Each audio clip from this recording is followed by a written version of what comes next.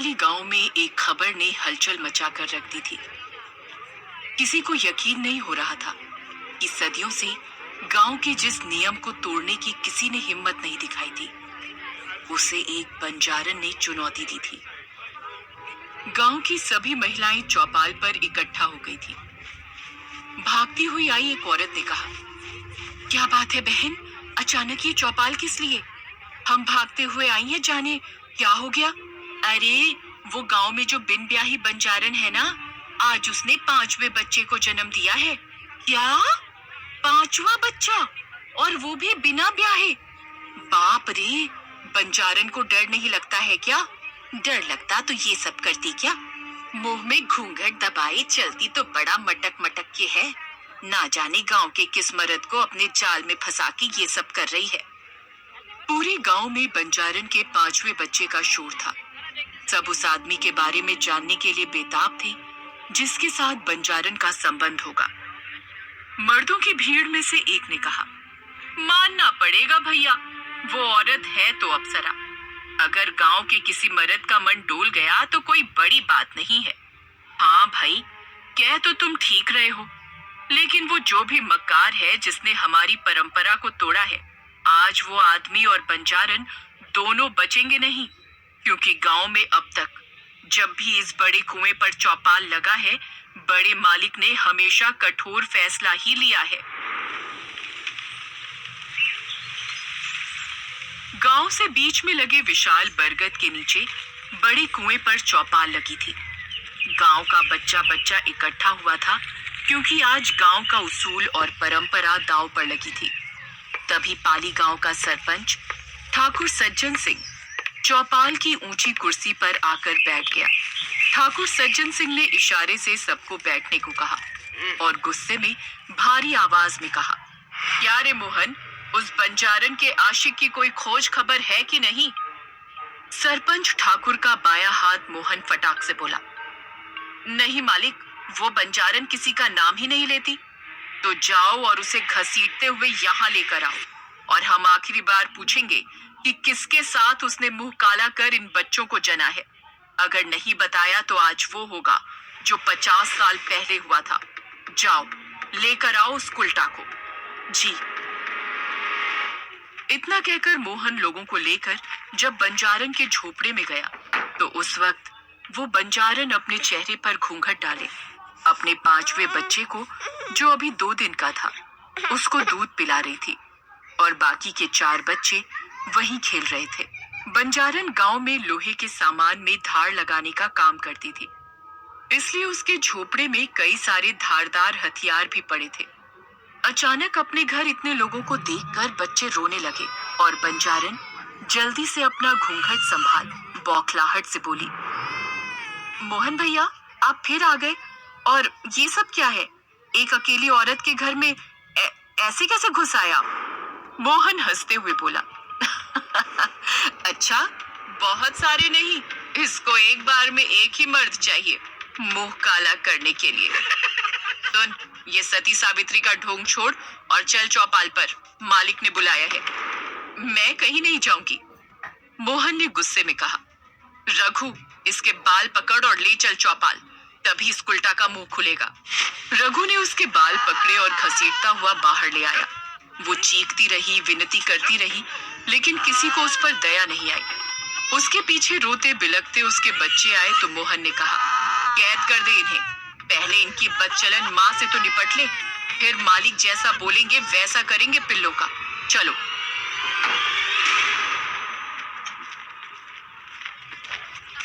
चौपाल पहुंचते ही रघु और मोहन ने बंजारन को ठाकुर के आगे पटक दिया। ठाकुर को बंजारन का आधा चेहरा ही दिख रहा था, और आधे चेहरे में हमेशा की तरह उसने घूंघट डाल रखा था। ठाकुर ने उसके माथे पर अपनी छड़ी टिकाते हुए कहा, तो तू नहीं बताएगी उस आदमी का नाम? देख, मैं आखिरी बार पूछ रहा हूँ, हमारे एहसान का मान नहीं रखा तूने। हमने तुझ पर दया करके तुझे आसरा दिया, और तू हमारी गांव के मर्दों पर डोरी डाल रही है। बंजारन किसी तरह उठकर बैठती हुई बोली, मालिक, मैं आपके एहसान की कर्जदार हूँ, इसीलिए आपसे झूठ नहीं बोल रही। मैंने किसी पर डोरे नहीं डाले। तू जानती है हमारी पाली परंपरा के बारे में। अगर कोई विवाहित या अविवाहित मर्द किसी स्त्री के साथ अवैध संबंध बनाए तो उसे और उस औरत दोनों को मृत्यु दंड दिया जाता है। लेकिन उससे पहले इस घोर पाप के लिए उसे निर्वस्त्र पूरे गांव में घुमाया जाता है। फिर निर्वस्त्र इसी कुएं में जल समाधि दे दी जाती है और तब तक पत्थर मारा जाता है जब तक उसकी मौत नहीं हो जाती। इसलिए बोल रहा हूँ, जो भी बात है बता दे। तू हमारे गांव की नहीं है तो हम तुझे न्याय देंगे और असली गुनहगार को सजा देंगे और तुझे तेरे बच्चों सहित जाने देंगे। बंजारन ने हाथ जोड़कर ना में गर्दन हिलाई तो ठाकुर गुस्से में बोला, इसका मतलब तू कहीं और से पाप लेकर आती है और यहाँ पैदा कर रही है ताकि हमारे गांव की पवित्रता नष्ट हो, और इसका एक ही दंड है। सज्जन सिंह के ऐसा बोलते ही बंजारन की आंखों में खौफ दिखने लगा। वो गिड़गिड़ाती हुई बोली, नहीं नहीं, ऐसा मत करो, ये अनर्थ मत करो, मेरी बात पर विश्वास करो। ठाकुर अपने आदमियों से बोला, रघु, हरिया, मोहन, पहले इसके नाखून को उखाड़ो, फिर इसके बाल काट लो और इसी बरगद के पेड़ में लटका दो। मोहन और उसके आदमी बंजारन पर झपट पड़े और उसके हाथ और पैर के सारे नाखून निकाल उखाड़ लिए। वो पूरी ताकत से चीखी लेकिन किसी ने उस पर दया नहीं दिखाई। उसके दोनों हाथ रस्सी से बंधे और कुएं के ऊपर वाली बरगद की डाल से बांध के उसे लटका दिया। ठाकुर ने बंजारन का पल्लू खींचते हुए कहा, तब देख लो आखिरी बार इसे। गांव वाले उसका पूरा चेहरा देखकर घबरा गए और कुछ औरतों को तो उल्टी सी आने लगी, क्योंकि बंजारन का आधा चेहरा भयानक तरीके से जला और घाव से भरा हुआ था, जिसे देखकर कोई भी उससे घृणा करे। गांव की औरतें आपस में बातें करने लगी, ये तो बाएं से देखो तो अप्सरा और दाएं से देखो तो चुड़ैल है। अब बंजारन दर्द से तड़पते हुए गुस्से से बोली, तुम सब के सब नामर्द हो ठाकुर। इस गांव के किसी मर्द में इतनी मर्दानगी नहीं है कि मेरी लालसा पूरी कर सके। इसका अंजाम अच्छा नहीं होगा। मेरा यकीन मानो, मैंने कोई नियम नहीं तोड़ा, मैं तो एक श्राप भोग रही हूँ। ठाकुर बोला, कौन सा श्राप?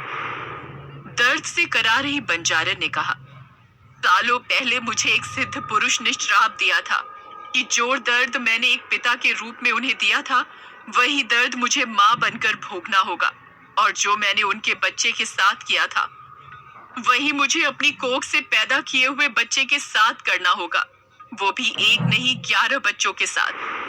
तभी जाकर इस मानव रूपी संसार से मुक्ति मिलेगी। और इतना ही नहीं, उन्होंने मेरा आधा चेहरा इतना बदसूरत बना दिया कि इस चेहरे के कारण कामुक से कामुक आदमी भी मेरी तरफ कभी आकर्षित नहीं होगा। इतने भयानक श्राप से मैं बहुत डर गई। मैंने उनसे विनती की, उनके सामने भीख मांगी कि महाराज मुझे इस भयानक श्राप का तोड़ तो बताएं। इतना कहते कहते बंजारन की सांसें फूल गईं। पूरा गांव बंजारन की बात हैरानी से सुन रहा था। ठाकुर ने पूछा, तो क्या उपाय बताया? उसने फिर से एक लंबी सांस खींची और बोली, उन्होंने कहा मुझे पाली गांव जाना होगा, लेकिन आगे उन्होंने ये भी बताया कि इस गांव में कुंवारी औरतों के मर्दों के साथ शारीरिक संबंध बनाने की सजा उनके श्राप से भी भयानक है, और ये सब मेरी एक गलती की वजह से हुआ था, नहीं तो ऐसा कठोर श्राप मुझे कभी नहीं मिलता। ठाकुर ने आश्चर्य के साथ पूछा, कौन सी गलती? मुझसे ये मत पूछो ठाकुर, मैं ये नहीं बता सकती। ठाकुर ने चीखते हुए कहा, तो ये बता, बच्चे कैसे पैदा किए? अकेले पैदा किए हैं, बिना किसी मर्द को छुए। ये सुनते ही गांव वाले हंसने लगे। सज्जन सिंह गरजते हुए बोला, अब तो शंका की कोई वजह ही नहीं है। इसे लगता है इसके इस आधे जले हुए चेहरे को देख हमें इस पर दया आएगी और ये इसका फायदा उठाते हुए किसी सिद्ध पुरुष के नाम की कहानी सुना के हमें बहका लेगी। अरे बनाओ इसकी जल समाधि। समाधि समाधि। सब समाधि चिल्लाने लगे और बंजारन की आवाज उस भीड़ में दब सी गई और सज्जन सिंह के लोग उस पेड़ से लटक रही बंजारन के कपड़े खींचने लगे। इस खींचातानी में उसके कपड़े जगह जगह से फट गए। ठाकुर गांव वालों को देखता हुआ बोला, जो भी पाली गांव का उसूल और नियम भूल गया हो वो अच्छी तरह से देख ले, उसका यही हाल होगा। सबने मिलकर बंजारन की साड़ी फाड़ डाली थी। अब दर्द से करा रही बंजारन के बदन पर ब्लाउज और पेटीकोट था। हाथ में मशाल लिए ठाकुर ने एक ही झटके में उसका ब्लाउज फाड़ा तो उसके पीठ पर बने निशान को देख उसकी आंखें फटी की फटी रह गईं। उसने आज से पहले इस निशान के बारे में सिर्फ सुना था, कभी उसे अपनी आंखों से देखा नहीं था। उसे यकीन नहीं हो रहा था ऐसा निशान वास्तव में हो सकता है। उसने उसकी पीठ की तरफ मशाल बढ़ाई और ध्यान से देखा। अब उसे यकीन हो गया, ये वही निशान था। ये ये ये इसके शरीर पर कैसे? क्या हुआ मालिक, कौन से निशान की बात कर रहे हैं आप? ठाकुर के इशारे पर मोहन गौर से देखते हुए बोला, ये गोदना जैसा लगता है मालिक, लेकिन कुछ अलग है। आज से पहले कभी नहीं देखा ऐसा। क्या है ये? मोहन के इस सवाल पर ठाकुर उसे चुप करता हुआ बोला, चुप कर मूर्ख, तू नहीं जानता इसके बारे में। एक काम कर, पहले इसके शरीर का वो निशान आग से जला दे, फिर इसे जल्दी से कुएं में फेंक। मोहन ने तुरंत हाथ में पकड़ी मशाल बंजारन के पीठ में बने उस निशान पर लगा दी और दर्द के मारे बंजारन चीख पड़ी। उसकी चीख इतनी तेज थी कि किसी का भी दिल दहल जाए। बंजारन ललकारते हुए बोली, ठाकुर, तूने सोई हुई शेरनी को जगाया है। अब देखना तेरे इस पाली गांव में ये शेरनी कैसे नरसंहार करती है, और ये गांव जन्मों जन्मों तक इसकी सजा भुगतेगा। पीठ का निशान जलाने के बाद मोहन ने रस्सी में भी आग लगा दी और एक भयानक चीख के साथ वो उस कुएं में गिर गई। लेकिन ये तो उसकी सजा की शुरुआत थी। गांव वालों ने उस कुएं में गिरी बंजारन को पत्थर मारना शुरू कर दिया और हर पत्थर लगने के साथ कर्कश चीख सुनाई दे रही थी। काफी देर बाद जब उसकी चीखें सुनाई देना बंद हो गई, तब सब समझ गए वो अब मर गई। ठाकुर और मोहन तुरंत भागते हुए बंजारन की झोपड़ी गए, उसके बच्चों के पास। जब वहां सब पहुंचे तो सब हैरान रह गए, क्योंकि सब के सब बच्चे गायब थे। 25 साल बाद पाली गांव में कुछ लोग उसी कुएं के पास खड़े थे, जिसमें एक नीली आंख वाला लड़का छलावा, जो इसी गांव का रहने वाला था। वो कहता है, ये वही कुआं है जिसके बारे में आपने लोगों के मुंह से सुना है। छलावा ने जब ये बात कही तो उसके बगल में खड़े ध्रुव, विक्की और अनन्या को यकीन ही नहीं हो रहा था कि जिस बात को कहानी मानकर वो लोग यहाँ आए थे वो महज कहानी नहीं बल्कि सच है। विक्की का पुश्तैनी घर इसी गांव में था, इसलिए वो विक्की के कॉलेज फ्रेंड ध्रुव और अनन्या विक्की से अक्सर इस गांव के बारे में और उसकी कहानियों के बारे में सुनते रहते थे। ध्रुव ने उत्साहित होते हुए कहा, क्या तुम सच कह रहे हो छलावा? मेरा मतलब है, सच में उस औरत को जिंदा जल समाधि दे दी गई? छलावा मुस्कुराता हुआ बोला, और नहीं तो क्या, आप शहरी लोग इन सब बातों को हल्के में लेते हैं, लेकिन जब सच्चाई से सामना होता है ना, तब पता चलता है। ध्रुव के मन में कई सवाल चल रहे थे। उसने पूछा, यार वो उसके नाखून क्यों निकाल लिए थे? छलावा ने कहा, कहते हैं अगर जिंदा इंसान के शरीर से अगर मरने से पहले नाखून और बाल निकाल लिए जाए तो उसकी आत्मा चाहकर भी कभी भटकती नहीं है, वो पूरी तरह से शांत हो जाती है। विक्की ने हैरानी से पूछा, उसे तो श्राप मिला था ना कि उसे मोक्ष नहीं मिलेगा, फिर क्या हुआ? छलावा ने मुस्कुराते हुए कहा, बस इतना समझ लो बाबू, तांडव हुआ था, तांडव। ध्रुव ने पूछा, और उसके बच्चों का क्या हुआ? ये राज आज भी राज है, किसी को नहीं पता। अनन्या उस कुएं के चारों तरफ देख रही थी। उस कुएं के चारों तरफ काफी पेड़ पौधे उगाए थे। कुएं से लगकर खड़ा हुआ विशाल बरगद का पेड़ डूबते सूरज की रोशनी में चमक रहा था। उस कुएं के ऊपर एक बहुत भारी सा लकड़ी का ढक्कन रखा गया था, जो शायद पुराने होने की वजह से कहीं कहीं से टूटने लगा था, और उसके बीच में दरारें थी। ये पूरा स्थान बहुत रहस्यमयी और डरावना था। तभी अनन्या की नजर कुएं के पिछले हिस्से पर पड़ी और उसके कदम खुद ब खुद उस तरफ बढ़ गए। छलावा ने जब देखा कि अनन्या कुएं के पिछले हिस्से की तरफ बढ़ रही है, तो उसने उसे रोकते हुए कहा, रुको, कहाँ जा रही हो? लेकिन अनन्या ने उसकी बातों पर ध्यान नहीं दिया। अनन्या के पीछे पीछे ध्रुव और विक्की भी उस तरफ बढ़ गए और छलावा उन तीनों को रोकने के लिए उनके पीछे भागा। तब तक अनन्या, विक्की और ध्रुव कुएं के पीछे बरगद के पेड़ वाले हिस्से में पहुंच चुके थे, जहां उन्होंने देखा कुएं के पिछले हिस्से में हर जगह एक गोल सा निशान बना था, जिसके अंदर स्टार जैसी आकृति थी और बीच में संस्कृत में कुछ अजीब से शब्द लिखे हुए थे। ये आकृति बरगद के पेड़ के चारों हिस्सों में बनी हुई थी। अनन्या ने हैरानी से कुएं और बरगद पर बने निशान की तरफ देखते हुए कहा, ये क्या है? कहीं ये वही निशान तो नहीं जो उस बंजारन की पीठ पर बने थे? छलावा ने उन्हें समझाते हुए कहा, अरे मैडम, वो निशान तो अलग था, ये निशान तो वशीकरण के हैं। वशीकरण? सबने एक साथ पूछा, ये वशीकरण क्या होता है? छलावा ने उन्हें समझाते हुए कहा, ये वशीकरण वाला निशान तब बनाया जाता है जब हमें किसी आत्मा का वशीकरण करना होता है। मतलब? आत्मा का नाम सुन अनन्या अब थोड़ा थोड़ा डरने लगी थी, इसलिए वो ध्रुव के बिल्कुल पास जाकर खड़ी हो गई। ध्रुव ने जब देखा अनन्या घबरा रही है तो उसने धीरे से कहा, हे, तुम घबरा क्यों रही हो? भूल गई क्या? हम यहाँ यही सब जानने तो आए थे। विकी इन दोनों की बात बड़े ध्यान से सुन रहा था और फिर उसने अपना मोबाइल निकाला और फ्लैश जलाकर उस कुएं के ऊपर रखे ढक्कन की दरार के बीच से झांकने की कोशिश करने लगा। तो छलावा ने उसे रोकते हुए कहा, ये क्या कर रहे हो? अगर गांव के किसी इंसान ने तुम्हें कुएं के इतने नजदीक देख लिया तो गजब हो जाएगा। देखो, यहाँ की जो भी जानकारी थी वो मैंने तुम लोगों को दे दी। अब चलो यहाँ से, रात होने वाली है। अनन्या को पता नहीं क्यों उस औरत से हमदर्दी होने लगी थी और उसने छलावा से पूछा, तुमने ये नहीं बताया कि आखिर उस औरत ने वो 5 बच्चे कैसे पैदा किए थे? अनन्या के इस सवाल पर छलावा ने कुएं की तरफ देखते हुए कहा, गांव के लोग तो कहते हैं उसके नाजायज संबंध थे, लेकिन गांव के किसी मर्द में इतनी हिम्मत नहीं थी कि वो गांव का उसूल तोड़े। ध्रुव ने हैरानी से कहा, इसका मतलब उसे गांव वालों ने फालतू में सजा दे दी?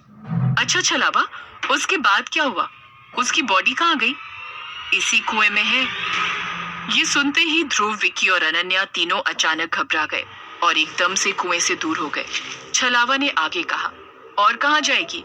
जल समाधि में शरीर जल में ही रहता है। विक्की ने हैरानी से कहा, लेकिन हिंदू धर्म में जब तक शरीर को जलाया नहीं जाता है तब तक उसे शांति नहीं मिलती है। इसीलिए तो मरने के बाद उस बंजारन ने गांव में तांडव मचा दिया था और जब पूरा गांव उसके सामने हार गया तब गुरु देवदत्त को बुलाया गया वशीकरण के लिए। ये निशान देख रहे हो ना? छलावा ने कुएं और बरगद पर बने निशान की तरफ इशारा करते हुए कहा। ध्रुव ने पूछा, ये वशीकरण कहाँ किया गया? हमें दिखाओ ना वो जगह, इसके बाद चलते हैं विक्की के घर। छलावा ने मना करते हुए कहा, सूरज डूब चुका है, अब ये कुआं और वो वशीकरण वाली जगह दोनों ही खतरे से खाली नहीं है, हमें यहाँ से तुरंत चलना चाहिए। ध्रुव ने कहा, प्लीज छलावा, ले चलो ना, रात में ही तो ये सब देखने में मजा आता है, नहीं तो थ्रिल कैसे आएगा? ध्रुव और विक्की के जिद करने पर छलावा मान जाता है और सब गांव के पास तालाब वाले खंडहर की ओर जाते हैं। वहां पहुंचते ही छलावा उन्हें सावधान करते हुए कहता है, देखो बाबू लोग, तुम लोग शहरी हो, अगर कुछ भी हुआ तो गांव वाले न मुझे छोड़ेंगे न तुम्हें, इसलिए हाथ जोड़कर विनती करता हूँ, बस दूर से देखो और जल्द से जल्द यहाँ से निकल लो। अनन्या और छलावा बाहर ही खड़े रहते हैं। ध्रुव और विक्की टूटे फूटे दरवाजे से उस खंडहर के जैसे ही अंदर जाते हैं, अंदर बहुत बड़ा सा हॉल था और छत खप्पर की बनी हुई थी। चारों तरफ मकड़ी का जाला लगा हुआ था। ध्रुव ने जैसे ही अपनी टॉर्च ऑन की, उसने देखा कि हॉल के बीच में एक बहुत बड़ा सा गोला बना हुआ है और बीच में यज्ञ कुंड भी है। ध्रुव और विक्की दोनों अपने पैर से धूल साफ करके जब गौर से उस बड़े से गोले को देखते हैं तो वो हैरान रह जाते हैं। ध्रुव एक्साइटेड होकर कहता है, यार ये तो वही बिल्कुल प्लानचिट जैसा लग रहा है जैसा हम हॉस्टल में करते थे।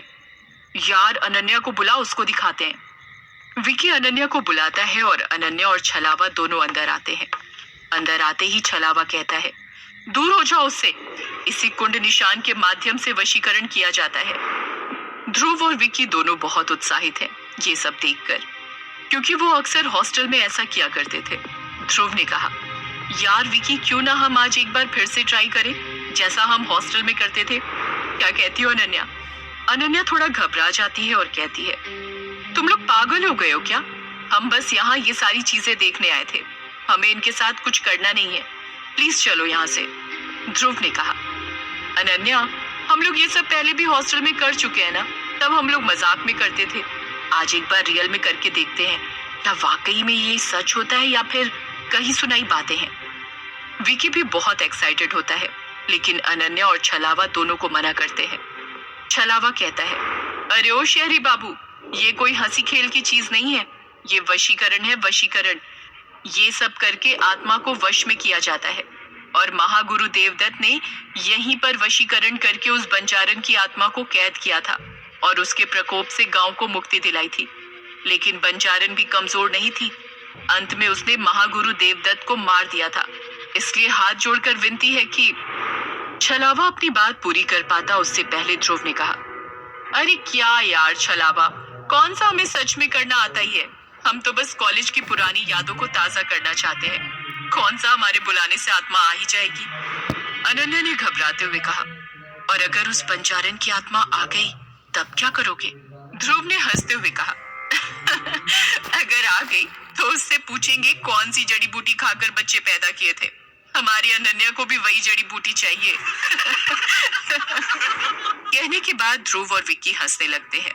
ध्रुव आगे कहता है, अरे डियर, हम बस कॉलेज की पुरानी यादों को ताजा कर रहे हैं और फोटो खींचेंगे बस, और कुछ नहीं। आ जाओ सब लोग, अपनी अपनी जगह पर खड़े हो जाओ। ध्रुव के ये कहते ही विक्की ने अपने बैग से कैंडल निकाली और बीच कुंड पर चारों तरफ जला दी, लेकिन उसमें से एक कैंडल को नहीं जलाता है। पहले तो छलावा मना कर रहा था, लेकिन ध्रुव और विक्की के बार बार कहने पर वो भी गोले में खड़ा हो गया। सबने आपस में एक दूसरे का हाथ पकड़ लिया और ध्रुव ने कहा, यार विक्की, वो मंत्र याद है ना? हे भटकती आत्मा, मेरे पास है तेरी मुक्ति का मार्ग। तू दे मेरा साथ, मैं दूंगा तेरा साथ। आप बुझी हुए दिए को जलाकर अपने आने का सबूत दे। विक्की ने कहा, हाँ याद है ना, और जब उसे भेजना हो तो कहेंगे, दिल से परमात्मा को याद कर, वो जरूर तुझे अपने पास बुलाएगा। जा और सारे कैंडल बुझाकर जाने का सबूत दे। सभी लोग हाथ पकड़कर खड़े हो जाते हैं और एक साथ आत्मा को बुलाने वाला मंत्र पढ़ते हैं, और जैसे ही आंखें खोलते हैं तो देखते हैं सारी की सारी कैंडल बुझ चुकी थी। पूरे कमरे में घनघोर अंधेरा छाया था। ध्रुव ने फटाफट अपनी टॉर्च निकाली और जैसे ही उसने अपनी टॉर्च चालू की, अनन्या गायब हो चुकी थी। ध्रुव ने आश्चर्य से कहा, अनन्या कहाँ चली गई? छलावा ने कहा, तुमने क्या कहा था कि वो जब आएगी तो सारी कैंडल जलेंगे, लेकिन यहाँ तो सारी कैंडल बुझ चुकी हैं। इसका क्या मतलब हुआ? विकी ने बौखलाहट के साथ कहा, अरे ये सब मजाक है यार छलावा, पहले अनन्या को ढूंढो, वो कहाँ चली गई। छलावा ने कहा, शहरी बाबू, ये सब मजाक आपके लिए हो सकता है, उस बंजारन के लिए नहीं। हमें तुरंत यहाँ से निकलना चाहिए। मेरा घर पास में ही है, वहां चलते हैं, फिर देखते हैं अनन्या को कैसे ढूंढना है। ध्रुव और विक्की दोनों घबराए हुए थे कि आखिर अचानक से अनन्या कैसे गायब हो गई। कहीं उनसे कोई बहुत बड़ी गलती तो नहीं हो गई। वो भागते हुए छलावा के घर के पास पहुंचे तो वहां जो उन्होंने देखा, उन्होंने सोचा भी नहीं था। अनन्या छलावा के घर के पास एक गोल घेरे में बैठी हुई थी।